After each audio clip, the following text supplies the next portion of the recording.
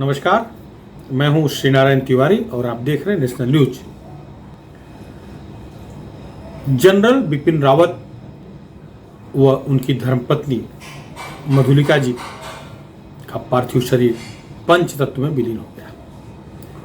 उनकी दोनों बेटियों ने दिल्ली के कैंट ब्रार स्क्वायर पर स्थित शमशान घाट में मुखाग्नि दी। इस मौके पर वहां उपस्थित हजारों लोगों की भीड़ गमगीन थी, दुखी थी, अपने राष्ट्रनायक पर आंसू बहा रही थी। चारों तरफ एक नारा गूंज रहा था, बिपिन रावत अमर रहे, जब तक सूरज चांद रहेगा बिपिन जी तेरा नाम रहेगा। इस नारे से समूचा ब्रार स्क्वायर गूंज रहा था। जिस समय उनकी दोनों बेटियां कृतिका रावत और तारिणी रावत मुखाग्नि दे रही थीं, पूरा परिसर रोने लगा। अधिकांश सेना के जवान थे, सेना के वरिष्ठ अधिकारी थे, जिनका रावत जी से सीधे संबंध था। कुछ रिटायर्ड सैन्य अधिकारी भी थे जो उनके साथ काम करने के अपने अनुभवों को सुनाते हुए जोर जोर रोने लगे। सोशल मीडिया पर आपको दिख रहा होगा, चैनल तो नहीं दिखा रहे हैं, लेकिन आप सबको ये दिख ही रहा होगा। आप सब भी गमगीन हैं, यह मुझे पता है। पूरा देश अपने पहले सीडीएस के अकाल मौत पर गमगीन है, दुखी है। उत्तराखंड सरकार ने 3 दिन का राजकीय शोक घोषित किया है। वैसे यह राष्ट्र स्तर का शोक है। राष्ट्र का बच्चा बच्चा शोकाकुल है, दुखी है, चिंतित है। हादसे का कारण को लेकर भी चिंतित है और हादसे में जिस तरह से शेर शहीद हुआ है उसको लेकर भी चिंतित है, गमगीन है। आज सुबह से जनरल रावत के अंतिम दर्शन के लिए, पार्थिव के अंतिम दर्शन के लिए उनके सरकारी आवास पर हजारों की भीड़ लगी थी। भीड़ में लोग अपने महानायक, मैं महानायक शब्द जानबूझ के यूज कर रहा हूं, अपने महानायक का अंतिम दर्शन करना चाहते थे। वैसे पार्थिव शरीर बुरी तरह से जल गया था, इसलिए दर्शन तो फोटो का ही करना था। लोग फोटो को ही प्रणाम कर रहे थे, नमन कर रहे थे, वंदन कर रहे थे। सारे वीवीआईपी थे, रक्षा मंत्री, केंद्रीय गृह मंत्री, प्रधानमंत्री, राष्ट्रपति, पूरे देश ने, भाजपा के नेता जेपी नड्डा, सब ने श्रद्धांजलि दी, अंतिम दर्शन किया। इससे जो लोग कतार में खड़े थे, बंगले के आसपास खड़े थे, उन्हें अंतिम दर्शन का मौका तत्काल नहीं मिल रहा था, खफा हो गए। इसी बीच किसान यूनियन के नेता, प्रवक्ता राकेश टिकैत अपने कुछ लठैतों के साथ पहुंच गए। पुलिस उन्हें अंदर जाने की इजाजत दे दी तो पूरा माहौल खिलाफ हो गया। बाहर खड़ी भीड़ राकेश टिकैत मुर्दाबाद, राकेश टिकैत मुर्दाबाद, राकेश टिकैत वापस जाओ, राकेश टिकैत देशद्रोही आदि नारे लगाने लगी।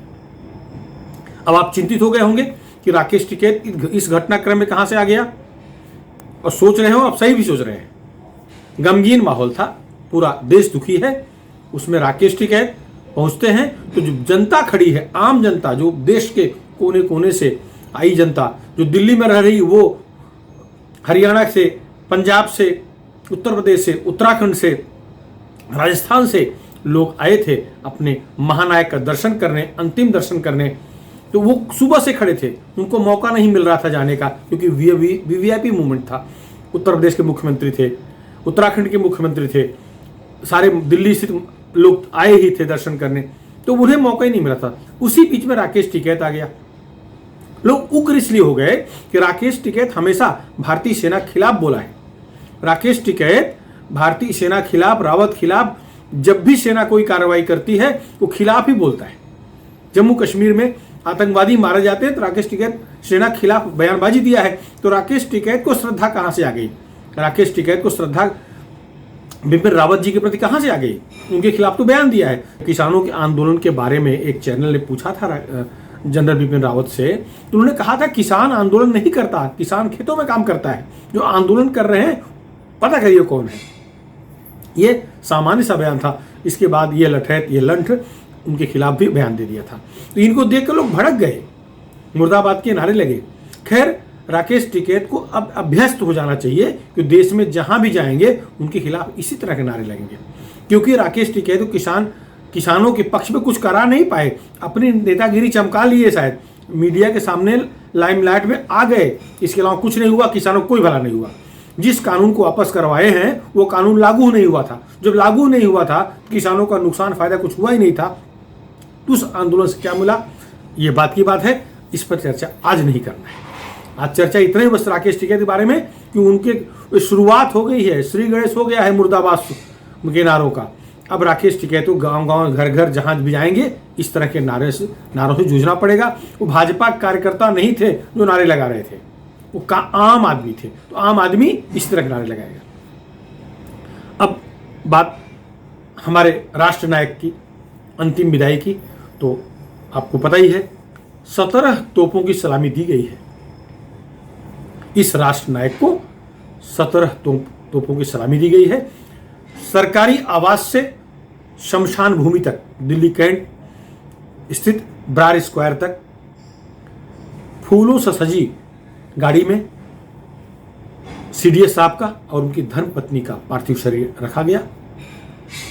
जिस रास्ते से गाड़ी जा रही थी, लोग रुक करके दोनों तरफ सड़क किनारे रुक करके अपने महानायक का वंदन, अभिनंदन, प्रणाम कर रहे थे, फूल बरसा रहे थे, रो रहे थे। यह सच्चाई है। यह सीडीएस रावत कोई नेता नहीं थे, लेकिन महानेता है। देश के लिए जो किए हैं उसे देश कभी नहीं भुला सकता। महानेता के लेवल काम किए हैं। उनका, प्रधानमंत्री नरेंद्र मोदी का, रक्षा मंत्री का, गृह मंत्री का, अजीत डोभाल का एक गजब का ट्यूनिंग उनके बीच में थी, जिसके चलते सेना के अत्याधुनिकीकरण काम बहुत तेज चल रहा था। पहली बात तो यह पहला पद निर्मित किया गया था जिस पर रावत साहब को बैठाया गया। इनका लंबा तजुर्बा सेना में, और इनके ऊपर जिम्मेदारी थी कि तीनों सेनाओं में आपसी तालमेल बैठाएं और तीनों सेनाओं के लिए आवश्यक अत्याधुनिक उपकरणों की जानकारी सरकार को दें और वो खरीदवाएं, वो उपलब्ध कराएं। यह काम रावत साहब ने बाखूबी निभाया। आज तीनों सेनाएं एक सुर में गाती हैं, एक सुर में दौड़ती हैं, एक सुर में लड़ती हैं। ये देन इन्हीं की। वैसे ऐसा मैं नहीं कह रहा हूं पहले नहीं था, पहले भी था। तीनों सीडीएस का पोस्ट बनाया जाए, इसकी मांग स्वर्गीय श्रीमती इंदिरा गांधी जब प्रधानमंत्री थी तब चल रहा था। कई लड़ाइयों में देखा गया था पहले कि थल सेना लड़ रही है, उसे वायुसेना की आवश्यकता है, ऊपरी मदद की, काउंटर की आवश्यकता है, लेकिन वायुसेना का सर्वोच्च अधिकारी जिन भी कारणों से आदेश देना था नहीं दे पा रहा था। ऐसे नेवी भी परेशान रहती थी। खैर, नेवी के पास खुद का हवाई दस्ता है, वो निपट लेती है, लेकिन थल सेना मजबूर हो जाती है। तो उन अनुभवों के आधार पर तब से मांग हो रही थी कि तीनों सेनाओं के लिए एक ऐसा पद निर्माण किया जाए जिस पर बैठा व्यक्ति तीनों पर कंट्रोल करे। वैसे अभी भी रक्षा मंत्री के अंदर तीनों होते हैं, राष्ट्रपति के अंदर तीनों होते हैं, प्रधानमंत्री इनडायरेक्ट तीनों का मुखिया है ही है, लेकिन टेक्निकल कोई व्यक्ति हो जो हर चीज को समझ रहा हो, आदेश सरकार उस व्यक्ति को दे और अपने लेवल पर वो इंप्लीमेंट करवाए, ऐसी आवश्यकता पहले से थी। बहुत सारे देशों में, अमेरिका, रूस आदि देशों में ये व्यवस्था पहले से है। लेकिन भारत में नेताओं का जो झुंड राज करता है वो डर रहा था। उसे डर था कि अगर वो सीडीएस का पद बनाया गया और अगर वही विद्रोह कर दिया तो वो तो प्रधानमंत्री, राष्ट्रपति सबको दबा करके खुद तानाशाह घोषित कर सकता है खुद को। लेकिन उस समय के लोग भूल रहे थे कि पाकिस्तान बांग्लादेश नहीं है, छोटा सा देश, बहुत बड़ा देश है। 135 करोड़ की आबादी वाला भारत देश है। यहां विद्रोह करके कोई तानाशाह बन जाए संभव नहीं है, असंभव है। लेकिन तो भी डर बनी थी। मनमोहन सिंह के राज में, मनमोहन सिंह 10 साल प्रधानमंत्री थे, उसमें इसकी मांग काफ़ी बड़ी थी, लेकिन डर बस वो भी नहीं किए। नरेंद्र मोदी ने साहस दिखाया और खैर आरएसएस का ग्रीन सिग्नल था कि उस पद पर जो बैठेगा वो जिम्मेदार व्यक्ति होगा और रिटायर्ड अधिकारी बैठाया जाए। और मोदी ने निर्णय लिया और जनरल बिपिन रावत को पहला सीडीएस नियुक्त किया।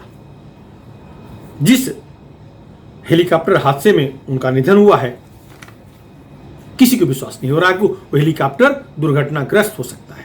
अत्यंत महंगा, अत्याधुनिक उपकरणों से सुसज्ज, हर तरह के मौसम में उड़ने की क्षमता रखने वाला, देर रात हो या दिन हो, दोपहर हो, ठंड हो, शीत हो, नीचा हिस्सा हो, ऊपर ऊंचाई वाला हिस्सा हो, वहां उड़ने में सक्षम ऐसा MI-17 V5 हेलीकॉप्टर दुर्घटनाग्रस्त हुआ, जिसमें हमारे जनरल CDS बिपिन रावत जी का निधन हुआ। यह बात किसी को पच नहीं रहा। उनके साथ 13 और वरिष्ठ अधिकारी, मां भारती के 13 और लाल शहीद हो गए। एक ग्रुप कैप्टन वरुण सिंह लगभग 80% जली हुई अवस्था में जीवन और मौत के बीच में बेंगलुरु कमांडिंग अस्पताल, सेना कमांडिंग हॉस्पिटल में इलाज करवा रहे हैं। पूरा देश प्रार्थना कर रहा है कि हे प्रभु, इस नौजवान, इस अधिकारी को बचा लो, जो प्रत्यक्षदर्शी है, हादसे के बारे में जानकारी भी देगा और प्लस उसका परिवार उस पर निर्भर है। देवरिया का वह लाल, उत्तर प्रदेश के देवरिया जिले का वह लाल है। कल ही देवरिया कलेक्टर, देवरिया के एसपी, उत्तर प्रदेश के मुख्यमंत्री आदित्यनाथ के आदेश पर जाकर के उनके घर पर परिवार को, परिजनों को साहस बताया, ढाढ़स दिया और बताया कि पूरा प्रदेश, पूरी सेना, पूरा देश उनके साथ खड़ा है। प्रधानमंत्री नरेंद्र मोदी, मुख्यमंत्री योगी आदित्यनाथ की तरफ से वहां गए थे और उस परिवार को हर तरह की सांत्वना देके आए। खैर, भगवान करें वो बचें। और वैसे तो जांच चल रही है, जो कुछ हुआ बहुत बुरा हुआ है। इसमें आतंकी गतिविधियों के बारे में भी आशंकाएं जताई जा रही हैं। विदेशी हाथ की आशंका है, क्योंकि general CDS general Bipin Rawat चीन और पाकिस्तान की आंख की किरकिरी हो गए थे, खटक रहे थे। जिस तरह से हमारी सेना इन दोनों मोर्चों पर सबल हुई है, इन्हें विश्वास नहीं हो रहा है। ये पूरी देन बिपिन रावत की है, बिपिन रावत की देन है। तो जो देश चिंतित है वह कि यह हादसा था अथवा षड्यंत्र का शिकार हुए हमारे रावत, पूरा देश चिंतित है, पूरा देश जानना चाहता है। वैसे ब्लैक बॉक्स मिल गया है। VVIP केस में ब्लैक बॉक्स सब कुछ रिकॉर्ड किया हुआ है।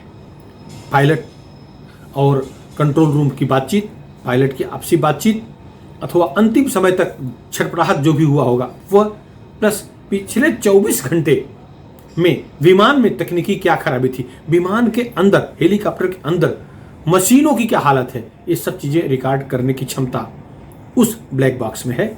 जो VVIP हेलीकॉप्टर, VVIP विमानों में ब्लैक बॉक्स लगाते हैं, उसमें ये सारी सुविधा होती है। हर चीज मॉनिटर करते हैं। 24 घंटे का पूरा रिकॉर्ड, कितने किलोमीटर ऊपर से उड़ रहा था, कहाँ कहाँ कैसा हवामान था, कैसा मौसम था, किस तरह की पहाड़ी थी, कितने सेंटीमीटर इंच ऊपर नीचे दाएं बाएं उड़ रहा था, रूट के आसपास था कि रूट हटके था, ये सब कुछ रिकॉर्ड हुआ होगा, ये सब मिलेगा। जो आशंका जताई जा रही है, तमिलनाडु कुन्नूर जिले में हादसा हुआ है, वह LTTE का इलाका है, लिबरेशन टाइगर्स ऑफ तमिलीलम। कभी वहाँ बहुत फेमस क्षेत्र था उनका, वहाँ उनकी गतिविधियाँ, उनका कार्यक्षेत्र वही था। आशंका है कि कुछ तो ऐसा हुआ है जो हेलीकॉप्टर दुर्घटनाग्रस्त हो गया, क्योंकि जोर से विस्फोट होने की आवाज़ आई थी। इसके बाद हेलीकॉप्टर में आग लगी, ऐसा प्रत्यक्षदर्शियों का कहना है। वैसे कुछ वीडियोस भी दौड़ रहे हैं, सोशल मीडिया पर हैं, आप लोगों ने देखा होगा। खैर, इसकी जांच हो रही है, पता लग जाएगा। जो सबसे बुरी बात है, जो सबसे दुखद बात है, वह भारत ने अपना पहला CDS खो दिया। ऐसा होशियार, ऐसा लायक, ऐसा योग्य महानायक खो दिया। यह अपूरणीय क्षति है। देश कभी नहीं भूल पाएगा general CDS general Bipin Rawat के त्याग को, उनके साहस को उनके साहसी कदमों को देश कभी नहीं भुला पाएगा। नेशनल न्यूज की तरफ से हम उन्हें नमन करते हैं, वंदन करते हैं, श्रद्धांजलि अर्पित करते हैं। फिलहाल नम आंखों से हम उनको विदा कर रहे हैं। धन्यवाद।